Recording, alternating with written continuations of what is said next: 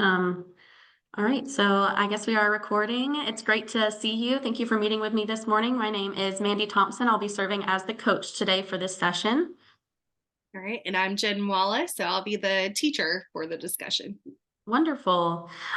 So thank you again for meeting with me. So it seems that you may have, some things that you would like, for us to collaborate on and to discuss that you feel like might be a little bit of a struggle in your classroom right now. I just wanted to know if you wanted to start by elaborating a little bit on what's going on and how I can be of help for you. Sure. So my kids, I'm teaching all week long, and they're really getting it when they're with me. However, when they are taking the assessments and I start grading them, they're not doing so well. For instance, last week, my average was around a 69 for my afternoon class. Which is close to being, 70 is like the goal for the class. And then my morning class, they were like a 73, which I feel okay about that one. But the Mm-hmm. afternoon class, they're having a really difficult time. Okay, that's interesting. Have you ever thought that maybe it could be the fact that the second class is in the afternoon and maybe they're exhausted and they're just not performing as highly because of that? Absolutely. I have thought of Yeah. that. Especially because when we take that assessment, um, we I mean, we've done lunch, we've done recess, and we've had our specials. So it's really the end of the day. Um, so I've talked a little bit with my principal about that, and it's kind of like we're kind of stuck there. Right. Okay, that's interesting. Is there anything that you're doing currently in the class to, try to promote a little bit more energy or excitement since it is the end of the day? I know even us as teachers, we're usually drained ourselves, and I know we sometimes have strategies for ourselves to, Mhm. pick back up at the end of the day, but do you do anything in particular for your students? Sure. So something that we have kind of done is like kind of like a cool down a few minutes before we start centers. So we'll do like everybody can go get water, and then we read a chapter from a chapter book just to kind of calm down, because that seems to be the problem. They have too much energy after coming from the playground back to the room. Okay, that's interesting. Okay. Okay, well, so you mentioned your small group. So what does your small group reading instruction look like at the end of the day? So I have 3 rotations of small group. I start with Okay. my lowest. I keep them for about 25 minutes. Okay. Um, and then I do my high group because I have the interventionist. She comes in at the end of the day. So I keep them for about 15 minutes because obviously they don't need as much interventions. And Mm-hmm. then I have my mid group last. Um, and that's just the way that it falls because Okay. of the interventionist coming in during that time.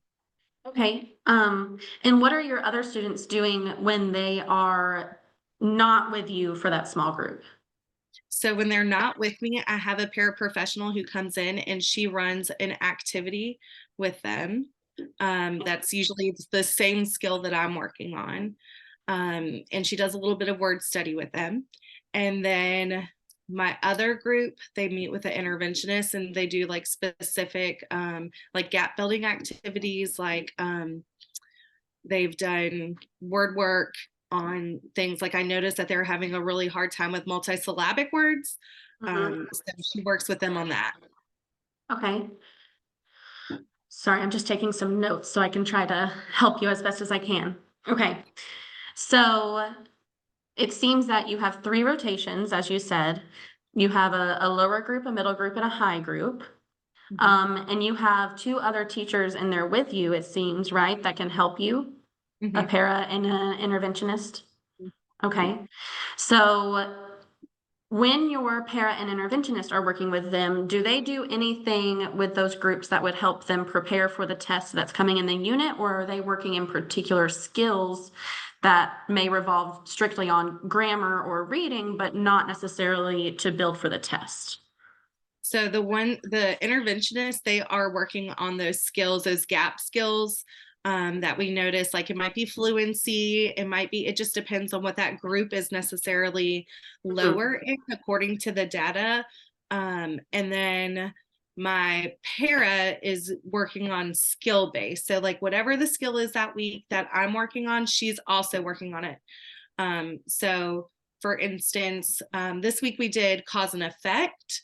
So we pulled some things to work on cause and effect with that group as Okay. well. Okay, so it sounds like you're kind of hitting it in two different spots. Like, if they're not understanding it in one group, then they get that other group with the para. So that seems, to definitely be working in that end. Whenever you're planning for your instruction, how do you look at the assessment first to really guide your small groups? Do you do like a pre-assessment? How do you plan for what you need to work on in your small groups?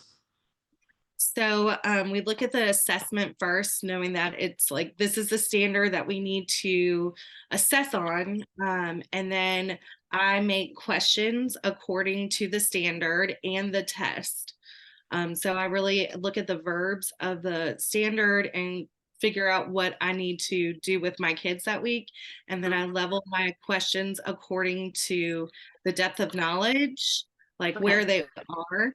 Um, so I'm wondering maybe with my questioning, maybe some of my questions might be too difficult for the lower kids. Um, because those are the ones that are really struggling. I mean, like they might, I mean, they haven't passed a test yet this Okay. year. Okay.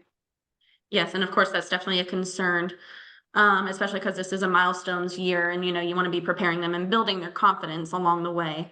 Um, so that's a good point. That's definitely something important to focus on. It is the ones that are mostly in that lower group that are struggling. So maybe you are right when we are looking at the depth of knowledge. Maybe we can look at doing some that are not as high and maybe working our way up to that. So that way we are building their confidence in those questions. Because, you're right. If they're not having that type of question that's on their level, then they're not being able to really practice the skill if they're still confused and they don't understand what you're asking. So what is a way that we can try to come up with questions that are on that lower depth of knowledge, but still base them on what you're going to be assessing them at the end of the unit? So maybe I need to look at each group and really focus on where do they fall in that depth of knowledge and base their questions not only from the assessment, but maybe incorporate some lower level questions that one, set them up for success, and two, will be where they need to be focused. Mm-hmm.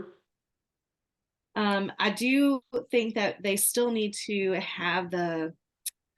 be exposed to maybe some of those higher level questions that will be on the assessment and assessment so maybe those are more like me modeling the higher level questions and showing them, this is how we answer this and this is where we can find the text evidence. Yes. And then those lower leveled ones that they can do with a partner, maybe they can do that, work with a partner for the lower level ones, and then maybe even some independently, and then give them the feedback, while they're with me. Yeah, I think that's a great idea. I like what you said about the modeling aspect. Maybe just really breaking down those DOK questions with them and helping them understand how to even read them. Because, if there's those big vocabulary words in there, maybe being able to help them figure out how to separate what is important in the question and what is kind of that filler in the question. That might be a really good strategy. I like that idea that you mentioned. And then also that gradual release of, you modeling it, then they doing it as a partner group and then by themselves. It might give them just that extra practice and confidence that we were talking about in answering these higher depth of knowledge questions. I think that's a great idea. Mhm. And it Okay. maybe I could also incorporate some of those test like questions with my paraprofessional when she's working on them, because I think a lot of the questions are just standards based right now. So maybe Okay. that's something to think about with her too. Okay. So let's go back through again and think about some goals and objectives that we want to do together. So one thing that I've heard you say is, how we are going to um, take these questions that they're currently seeing and make them a little bit more on their level, correct? Yes. Okay. So making questions a bit more on their level and a little bit more of a gradual release model. Yes. Another one would be working with your paraprofessional and, coming up with some more questions with her rather than be too standards based. Okay. Okay. All right, that sounds great. I think that we can definitely start there, and then maybe when we meet together again, we can look at the end of unit assessment, and we can think about if your questions that you've came up with are aligning with the test and the objectives that they're going to have to master on that unit, and we can make sure that we're on the right track. All right, that sounds good. Thank you so much for your help today. Yes, you're so welcome. Thank you for meeting with me. It sounds like you're doing a wonderful job. Thank you.